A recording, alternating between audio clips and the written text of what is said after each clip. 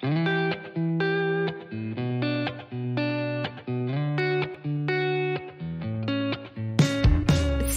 je suis Sandra et je te souhaite la bienvenue sur le podcast qui va te donner envie de réaliser tes projets et même tes rêves les plus fous. Notre mission, t'apporter de l'inspiration. J'échange avec des femmes qui ont osé s'écouter. Choix de vie audacieux, parcours atypique, projets fous, elles nous dévoilent tout sans filtre. L'idée, à travers chaque épisode, c'est d'adoucir tes peurs pour les remplacer par de l'audace et de l'enthousiasme. Du mouvement, du bruit, de la fumée, laisse-toi entraîner par les locomotives.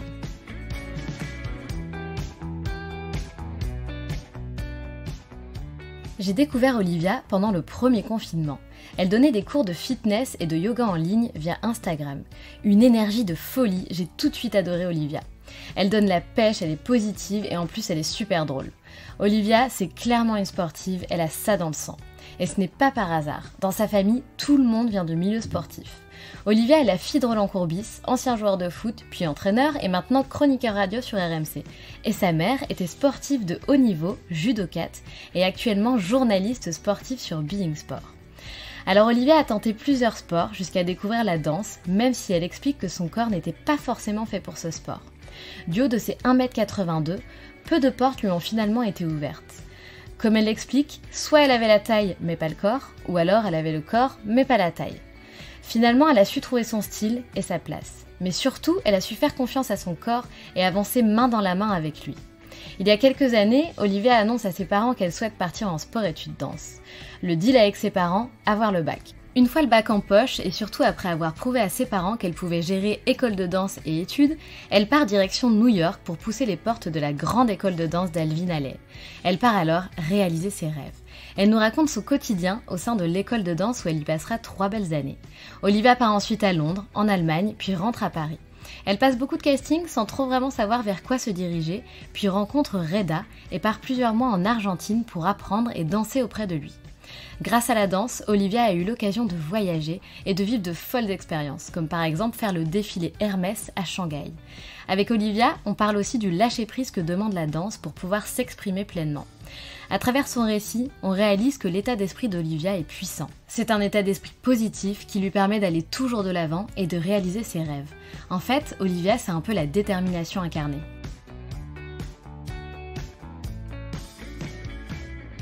Salut Olivia! Salut Sandra. Bon, je suis très contente qu'on ait pu enfin faire cet enregistrement parce qu'il faut savoir qu'Olivia, ça fait 1 an et demi que je la traque, la pauvre. Donc je suis vraiment contente qu'on puisse faire cet enregistrement. Merci Olivia. Non, merci à toi d'avoir continué à me recontacter à chaque fois. C'est clair. La vieille acharnée, mais t'as été plutôt cool, hein. Tu t'as pas, ça t'a pas saoulé, j'ai l'impression. Non, pas du tout. Je suis très tête en l'air, donc faut vraiment me rappeler les choses à chaque fois, sinon. Bon Olivia, qui es-tu? Alors Olivia, c'est mon prénom. J'ai 28 ans. Je suis danseuse professionnelle, prof de yoga, prof de sport. Voilà, je fais un peu tout ce que j'aime. J'essaie de le partager avec les gens. Exactement. Donc pour moi, clairement, je lui demandais d'ailleurs là, il y a 5 minutes comment elle se définissait. Pour moi, Olivia, c'est vraiment une sportive de haut niveau et vous allez comprendre pourquoi. Elle va tout nous expliquer. Donc tu m'as expliqué que tu venais d'une famille donc 100% sportive, donc c'est drôle, tu n'es pas arrivée là où tu es par hasard a priori. Est-ce que tu peux nous raconter du coup comment tu t'es lancée? C'est-à-dire que tu m'as expliqué que tu avais commencé par la danse. Est-ce que c'est un rêve que tu as depuis que tu es toute petite? Est-ce que c'est parce que tes parents, ta famille sont tous dans le milieu du sport, donc ça t'a donné envie toi aussi de te lancer là-dedans? Est-ce que tu peux nous raconter un petit peu ton parcours? Alors moi, j'ai commencé, à la base, mon père avait voulu me mettre au tennis, mais j'étais myope à l'époque. Enfin, je suis toujours myope, mais on le J'adore. savait pas. Donc j'ai jamais tapé sur une balle, nul, nul, nul. Ensuite, j'ai commencé la natation, je fais beaucoup de natation quand j'étais vraiment, vraiment plus petite. Je crois que j'ai commencé à 3 ans et j'adorais ça, mais pas en compète. C'est-à-dire que j'étais douée, mais j'avais aucune, conscience de me mettre un coup de pied aux boules dans l'eau pour battre un record. Moi, j'allais juste vite parce que j'allais vite naturellement, pas parce que je forçais, mais ça m'avait vite saoulée. Et j'ai une copine qui faisait de la danse, j'avais 8 ans, et j'ai voulu faire comme elle, mais sauf que j'étais pas du tout douée, pas du tout coordonné, rien de tout ça, mais je me régalais. Donc là, je me suis dit, tiens, je vais continuer, au lieu de choisir la facilité. Et voilà. Et puis j'ai continué et j'ai bien galéré parce que je suis pas du tout faite pour ça. À la base, mon corps est fait pour le sport, mais la danse, c'est quand même assez particulier. Il y a des postures, faut être très, très précis, quoi. Très précis dans les positions, dans les placements, dans les maintiens, comme dans tout sport de haut niveau. Mais là, c'est vrai qu'il y a un côté esthétique que dans le sport de haut niveau, même si tu es très précis, si tu es moche, c'est pas grave, quoi. Alors que là, il faut quand même avoir un esthétique Ouais. visuel solide, une précision dans le geste aussi. Donc, il y a cette double précision qui est assez compliquée à obtenir, quoi. Ouais, bien sûr. Et en plus, tu expliques, et d'ailleurs, c'est drôle, tu le mets même dans dans ta bio Insta, tu précises ta taille. Tu fais 1,82 m, et est-ce que c'est gênant, du coup, pour être danseuse? Ah bah, pour être danseuse, oui. Enfin, tu as juste les portes du lido qui sont ouvertes et comme je suis très grande et que je n'ai pas un corps de grande dans les quand je dis ça, c'est dans les règles de pareil, une autre précision, c'est les physiques, c'est qu'il y a des physiques spéciaux, il y a voilà, j'ai j'ai un long buste et des petites jambes, enfin, j'ai les jambes qui sont aussi longues que mon buste, donc c'est pas du tout le physique cabaret ou lido ou machin. Donc en fait, à chaque fois, si j'avais la taille, j'avais pas le corps. Si j'avais le corps, j'étais trop grande. Si j'avais, donc ça a été un peu compliqué à chaque fois. Après, tu trouves ta place, hein, tu trouves des gens qui s'en fichent de tout ça. Voilà, je bosse avec un chorégraphe qui s'appelle Reda. Lui, il m'a vu arriver, il a kiffé ce que j'avais. Et il essaye de. Lui, son challenge, c'est d'essayer de me faire faire des choses que je suis pas au courant que je suis capable de faire. Et voilà, c'est le Ouais. truc. C'est vrai que si tu veux faire des choses, comment on appelle ça, des choses commerciales, c'est très précis. Voilà, il y a des critères à respecter. Et si tu les as pas, bah tu les as pas, c'est pas grave, il y a autre chose, hein. Ouais, bien sûr, bien sûr. En tout cas, c'était pas si évident que ça pour toi de te lancer Non, dans la danse, quoi. pas du tout. Et du coup, donc famille de sportifs, donc je viens d'apprendre qui était le papa d'Olivia, apparemment personnalité connue un petit peu, donc je pense être un petit peu inculte à ce niveau-là.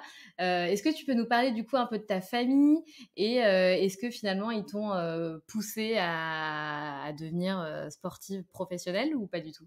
Bah, faire du sport, oui, ça c'est obligé et je pense que la plupart des gens, même si tes parents sont pas, sportifs de haut niveau, ils tout le monde doit faire du sport, Ouais, mais carrément. ma mère était, sportive de haut niveau plus jeune, elle était, judokate et après là, maintenant, elle est journaliste sportive sur beIN Sport et mon père, a été joueur de foot, a été entraîneur de foot et maintenant il est, chroniqueur radio, sur RMC, BFM, tout ça et donc du coup, bah, quand je suis arrivée avec, «Je veux faire le sport études danse», alors ma mère, elle était pas chaude de ouf, par rapport à l'école, elle était là: «OK, mais l'école, ça va se passer comment?» Et mon père, bah, je l'ai regardé, j'ai dit: «Toi, tu peux rien dire parce que de toute façon, tu as fait que du foot dans ta vie, donc C'est clair. je n'ai même pas à parler avec toi». Et donc ça a été ma mère un peu à brosser dans le sens du poil et quand j'ai commencé les cours par correspondance, je faisais le CNED j'étais quoi? En 4e, je crois. J'ai fait le collège normal jusqu'en 5e. Après 4e, 3e, 2e, 1re, j'ai fait au CNED et la terminale, je l'ai refaite au lycée, normal. Mais Parce qu'en parallèle, tu étais dans une école de danse, c'est ça? ouais, j'étais à la danse de 8h30 du matin jusqu'à 13-14 heures. Après l'après-midi, on allait travailler, les cours du CNED, enfin des cours par correspondance et après de 18h à 21h, en gros, plus ou moins, on était à la danse. Ah ouais, waouh, ouais, c'était intense quand même, tu as commencé à quel âge comme ça? Ça, j'ai commencé, j'avais 13 ans à Ah faire comme ça. ouais! Mais Ouais. est-ce que, parce que c'est super jeune, 13 ans, donc est-ce que finalement tes parents, c'était un peu des modèles pour toi, le fait qu'ils soient, autant Oui, actifs, autant oui, mon sportifs? Ouais. père, surtout mon père à l'époque, mais c'est vrai que ma mère, elle a plutôt été un pilier là, pour pas que j'abandonne l'école, parce qu'après se motiver à travailler tout seul, même si j'avais des profs qui venaient, des profs particuliers pour les langues, pour les maths et tout, mais j'avoue, tu as vite fait de t'endormir et faire la sieste sur ton bouquin plutôt que de travailler tes cours, quoi. Bah carrément, carrément, et tu t'en es Voilà. sortie du coup? Tu as Ouais, géré, j'ai fait ouais? mon bac, alors, je pense que j'étais la seule, de la promo à hurler victoire parce que j'avais pas les rattrapages, j'avais eu Ah 10-30. ouais? Donc Ah j'étais là: ouais? «Oui, parce que si j'avais les rattrapages, j'aurais pas pu faire un stage de danse que je devais faire la semaine d'après». Donc je voulais juste mon bac et qu'on me lâche parce que ma mère, elle m'avait dit: «OK, ta porte, ouverte à la liberté, en gros, c'est ton bac. Après, tu fais ce que Ah tu veux». oui, OK. Pour la petite histoire, j'ai même pas mon permis, hein. Moi, c'était même pas ça le truc. partout. Je prends le métro, le bus. Donnez-moi mon permis que je puisse, donnez-moi mon bac que je Ton puisse bac, passer. ouais, bien sûr. Donc voilà. OK et donc ensuite, donc ton bac en poche, tu as prouvé à tes parents que tu étais, capable de gérer la danse et les études. Donc qu'est-ce que tu as fait après? Tu as décidé de partir? Après ma terminale, je l'ai faite au lycée normal parce que je me suis pété les croisés quand j'avais 17 ans et du Ah coup ouais. pendant un an, j'ai pas dansé. Ah Bah, merde! c'était l'année du bac donc du coup, bah, ça tombait bien pour les études. J'ai fait ma terminale, à Marseille dans un lycée, normal et après ça, donc pendant cette année-là, j'avais toute ma rééducation post, opératoire et ensuite, j'ai repris la danse un an après. Ça a été dur de reprendre le niveau et l'année, d'après, je me suis barrée à New York. J'ai pris mon sac et j'avais envoyé mon dossier partout, dans toutes les écoles parce que je voulais absolument aller là-bas et j'ai eu l'école que je voulais, à Alvin Ailey. Mais donc ça, c'est énorme parce que tu le dis comme ça, de manière un peu modeste, «J'ai eu l'école à Villanay, Ouais, ouais, bah, Alvin, après pardon, à New York». OK, c'est juste un truc énorme, non? ah bah, oui, oui, c'était un truc de ouf, oui. Je voulais aller dans la ville que je voulais, dans l'école que je voulais, donc ouais, c'était un truc de ouf, quoi. J'ai vu un spectacle d'Alvin Ailey justement à Paris, waouh!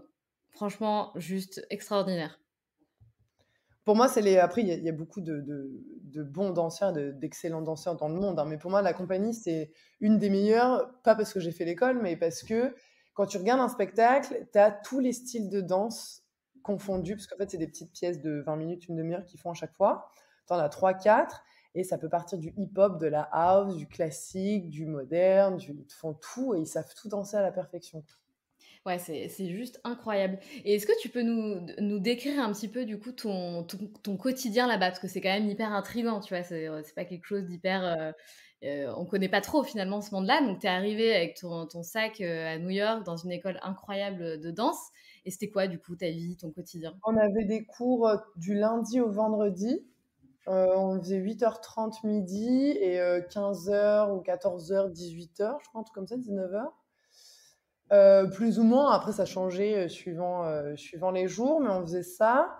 On avait du classique tous les jours, du Horton, donc c'est une technique moderne, 3 fois par semaine, et du Gram, pareil, 2, 3 fois par semaine, c'est une autre technique moderne. Et après, suivant les semestres, parce que c'était en semestre, on rajoutait soit de la danse africaine, soit des claquettes, soit du hip-hop, soit de la comédie musicale, du théâtre. Tous les 6 mois, on changeait d'option, en gros. Et est-ce que c'est, l'ambiance, tu vois, avec, les danseurs, les danseuses, est-ce que Ah bah, c'est une c'est amb génial, ouais, ah, c'est génial? Ah ouais? ouais, c'est du bourrage de crâne. Enfin, tu arrives à 8h30 du matin et tu as une prof qui, pendant un quart d'heure, quand elle sent qu'il fait -15 dehors, il y a la neige, on est là, on n'a pas envie, il fait froid. Là, pendant 15 minutes, elle te fait un speech sur OK, tu es chez Alvin Ailey, mais c'est pas pour ça que tu vas devenir le meilleur danseur du monde. Donc, si tu travailles pas, même quand tu n'as pas envie, tu y arriveras pas, quoi. Ça sert à rien, rentre chez toi. Enfin, on a des speeches à l'américaine, quoi. Des trucs que moi, j'avais pas ici. La danse, pour moi, ça se résumait à t'es trop grande, t'es trop musclée, t'es trop comme ci, t'es passé comme ça. Alors qu'en fait, là-bas, c'est juste bosse. Et puis, tu verras, il y a bien forcément une personne. On te critique pas sur ce à quoi tu ressembles. On va te critiquer Oui, sur ta façon de travailler. ouais, C'est ils pas sont parce que vachement plus ouverts, en fait. ouais, voilà, c'est pas parce que t'as pas le physique adéquat que tu vas pas trouver une place. Il y a de la place pour tout le monde, que tu sois plus vieux, plus jeune, gros, maigre, noir, blanc, enfin tout, quoi. T'as tout. Et est-ce que finalement tu as pas ressenti, une trop forte pression? Tu aimais ça, en fait, peut-être? Ça t'a motivé? Ouais, non, c'était pas une pression, c'était en fait, on te remet les pieds sur terre. C'est hop là, 2 petites claques et tu reviens, tu es là: «Oui, bonjour, c'est bon».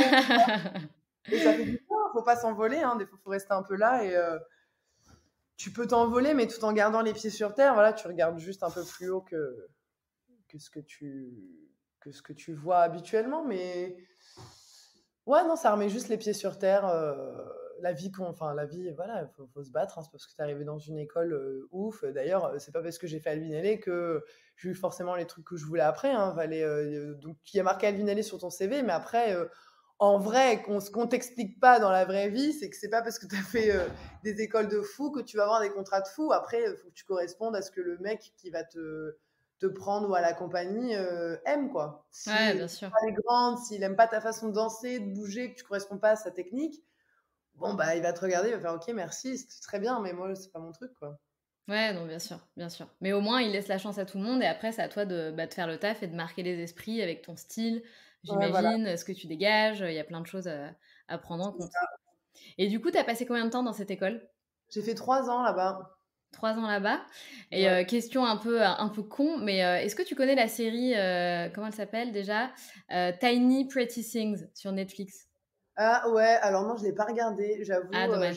pas trop à part, la seule série de danse que j'avais regardée, alors bien sûr, j'avais regardé Danse ta vie, mais ça, j'étais jeune, c'était un film, c'est d'ailleurs, un des films qui m'a fait vouloir aller à New York, c'est sur, les jeunes de l'American Ballet, enfin bref, mais après la seule série que j'avais regardée de danse vraiment, c'était, Flesh and Bones, mais ils ont fait qu'une seule saison, c'était un peu trash.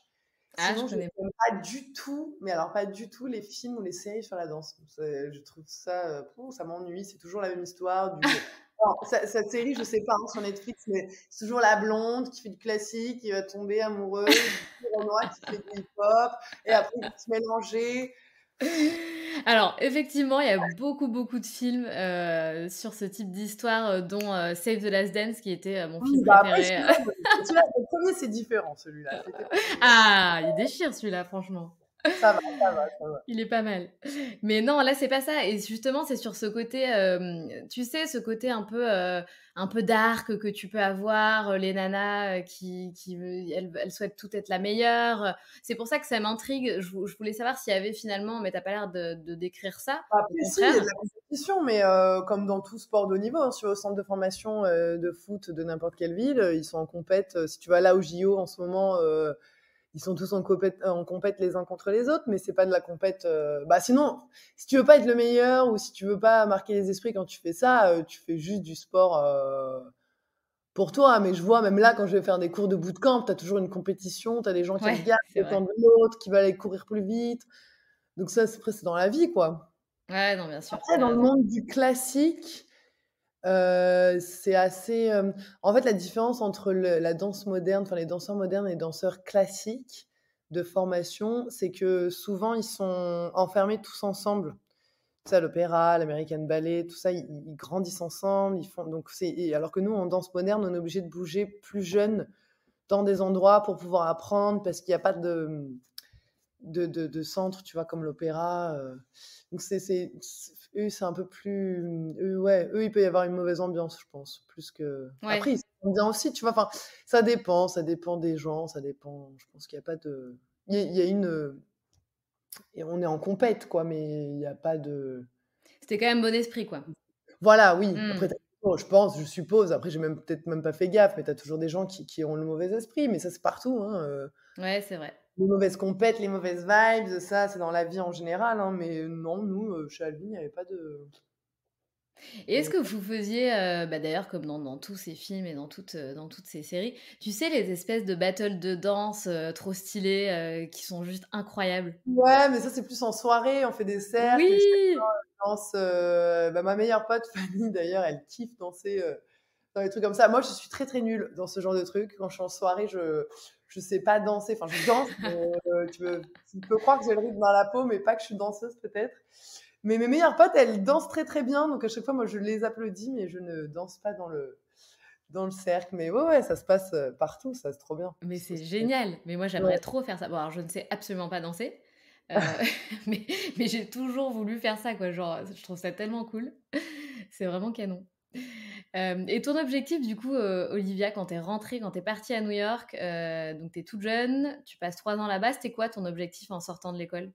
Je voulais juste danser quelque part, donc je suis partie, à Londres dans une petite compagnie. J'ai passé plein d'auditions là-bas, mais dans la compagnie dans laquelle j'étais, c'était pas ouf, donc j'ai voulu bouger. J'ai eu un contrat en Allemagne, dans une petite ville où c'était hyper cool, mais c'était vraiment une mini ville. Enfin, c'était cool de faire 6 mois, mais je serais pas restée, plus longtemps et après je suis rentrée à Paris et de là, j'ai commencé à passer les castings un peu en freelance, donc je me suis retrouvée à faire des défilés, danser, enfin faire plein de trucs cool, mais ça me transcendait pas et au moment où je savais plus trop quoi faire. Enfin, j'allais encore passer des auditions et tout. J'ai rencontré Reda et avec Reda, depuis, je le suis partout, j'apprends, je l'assiste sur des créations qu'il a.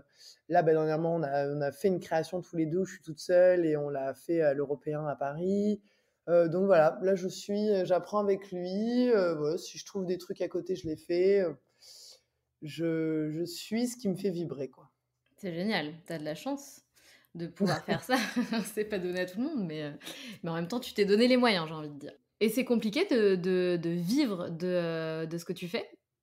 Vivre de la danse, juste de la danse, ouais, c'est chaud. Sauf si tu es à l'opéra à Paris, hein, je parle, hein, sauf si tu es dans une compagnie comme l'opéra à Paris, à part l'opéra, les opéras, que ce soit à Bordeaux, Paris ou quoi, tu as des petites compagnies, enfin, tu as des compagnies prêche-locage, mais après, à Paris, tu as les gens qui font du commercial, donc qui font des clips, ils sont intermittents. Mais quand tu es intermittent, pour faire les heures, surtout en ce moment, là, les pauvres, quoi. Ouais, ah bah, c'est clair. Donc ouais, moi, j'ai préféré donner des cours de yoga en auto-entrepreneur pour gagner ma vie et faire des trucs de danse qui me plaisent vraiment sur le côté plutôt que d'essayer de gratter des cachets à droite, à gauche, parce que je savais que ça allait me gonfler. J'étais là, ok, je préfère m'assurer un salaire avec d'autres choses à côté et faire vraiment ce qui me plaît. Tu vois, quand je suis partie en Argentine avec Reda, j'étais pas payée, quoi. Donc, j'avais gagné mes Ah sous et je ouais, suis à partir 3 mois à le suivre, à apprendre, tout ça, quoi. d'accord. Et du coup, tu as énormément voyagé? Énormément, je sais pas, mais beaucoup, oui. De base, mon père, en France, on a fait beaucoup de villes, parce que tous les 2 ans, tous les ans, il changeait de club de foot en entraînement. Et après, je suis partie vivre donc à New York, à Londres, en Allemagne. Après, je suis partie donc en Argentine avec lui. Qu'est-ce que j'ai fait de j'étais à Londres juste avant le premier confinement avec Reda sur une création avec des gars. Voilà, entre-temps, j'ai fait le carnaval de Rio. Ah, génial. Le Tu dernier, dansé? avant le Covid, non, non, non, non, j'ai dansé, oui. Ah! Ah, Oui, mais professionnel, non, non, j'étais avec ma meilleure pote et on s'est mis des paillettes sur la gueule et on a dansé parfait. Parfait. Et c'est quoi d'ailleurs l'expérience la plus ouf que tu aies vécue, dans le milieu de la danse? dans le milieu de la danse. Plus ouf. Alors, de plus ouf à raconter, c'est que j'ai fait le défilé Hermès à Shanghai avec Marion Motin en chorégraphe et Jean-Paul Goude en metteur en scène. Waouh! Bah, je les connais pas, mais ça a l'air d'être waouh. Voilà, ça, c'était le truc le plus ouf sur les noms et l'expérience. Après, de plus ouf, ouf, je pense que c'était la création que j'ai fait avec Reda en Argentine. Enfin, tout ce que j'ai fait avec lui, que ce soit à Londres ou en Argentine, tout ce que j'ai assisté en création, parce que tu rencontres des gens, tu essayes de leur faire comprendre comment le chorégraphe travaille, lui, il les amène quelque part, toi, tu suis. Enfin, ça, c'était ouf. Après, quoi d'autre en dan après, c'était de partir à 19 ans avec ma valise à New C'est York, quoi. ça! Ça, c'est Ouais, voilà. énorme. Mais ça, c'est énorme. Moi, enfin, j'aurais rêvé, hein, de partir, ce jour, c'était un de mes rêves. Je voulais absolument après mon diplôme en poche, d'école, je voulais absolument travailler à New York. Mais bon, c'était un peu le rêve de tout le monde.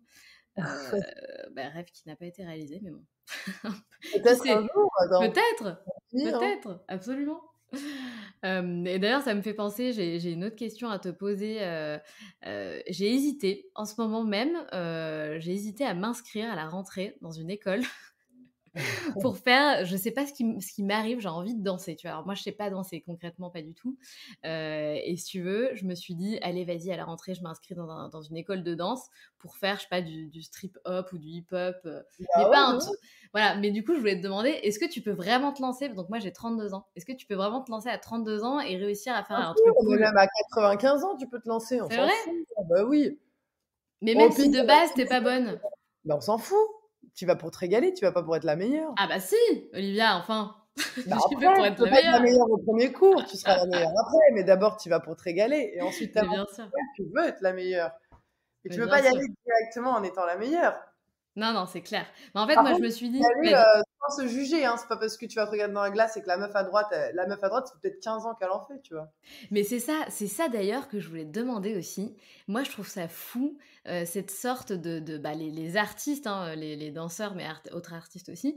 Vous avez cette, comment dire? Cette manière de lâcher prise par rapport au regard des autres et d'entrer dans une sorte de, je sais pas si on peut dire de transe, c'est un peu bizarre comme terme, mais vous êtes dans un moment où il y a que vous, en fait. C'est comme si vous faisiez le vide. J'ai la sensation, hein, quand je regarde des vidéos de danseurs, je trouve ça assez dingue et je pense pas que je serais capable d'atteindre cet état, tu vois? Si, beh, c'est comme les chanteurs, c'est comme les peintres, à un moment donné, tu as envie de t'exprimer, de dire quelque chose, avec ton corps. Je sais pas, si tu as passé une journée de merde et que tu as envie d'aller faire un cours de hip-hop, bah, tu mets toutes ces nerfs dans ta choré, tu te lâches.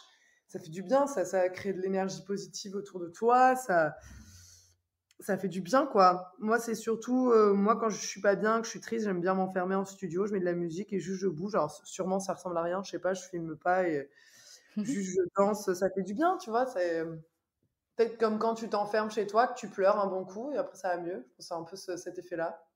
Mais est-ce que tu as tout de suite, su lâcher prise comme ça? Parce que finalement, c'est ça être un bon danseur aussi, c'est apprendre à Non, ça s'écouter. s'apprend après. Enfin, je me suis de suite régalée et vu que j'étais pas douée quand on passait les concours plus jeunes, je me suis dit, ok, les points de technique, tu les auras pas parce que tu es trop, pour le moment, en retard. Enfin, j'avais trop de lacunes. Fallait que je travaille beaucoup. Donc, j'étais là, ceux-là, tu les auras pas parce qu'il y a des filles beaucoup plus douées de base qui, elles, n'ont pas tout ce chemin à faire. Donc, elles auront ces points-là. Donc, moi, je mettais tout sur montrer au jury que je me régale, que je m'amuse, que voilà, essayer de prendre la lumière pour qu'on ne voit pas que mes genoux étaient pas très tendus, tout ça. Et du coup, ça marchait un peu. J'avais presque plus de points en artistique, du coup, ils appellent ça qu'en technique. Et j'arrivais à avoir un peu des prix comme ça, Pas mal. en Bah, essayant c'est de, voilà, j'essayais d'escroquer un peu.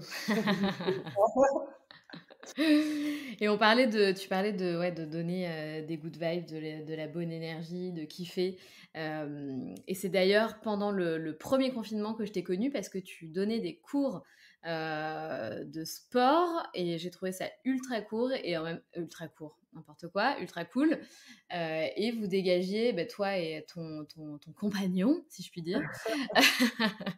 Donc Pierre Glaçon, c'est ça? C'est ça, c'est ça. Voilà, donc vous donniez des cours de sport, tous les jours, je crois, si je dis pas de bêtises, pendant le Ouais, ouais, confinement, c'est ça. mais complètement dingue. Bon, alors j'ai essayé de suivre un cours, je disais à Olivia tout à l'heure, autant vous dire les gars, si vous faites pas de sport, ouais, on peut essayer, mais Mais c'est ultra non, chaud. c'est des cours de danse, ça. Tu galères les Heu, premiers jours, mais après, ça va. J'avais Tu fait peux un pas te cours de sentir fitness, je à crois. l'aise de suite si tu connais pas, Ah tu vois. ouais. Non, non, c'était sacrément chaud et du coup, c'est ça que je voulais dire, que j'ai trouvé ça hyper cool et vous dégagez cette énergie, bah, toi surtout, tu dégages une énergie mais ultra positive.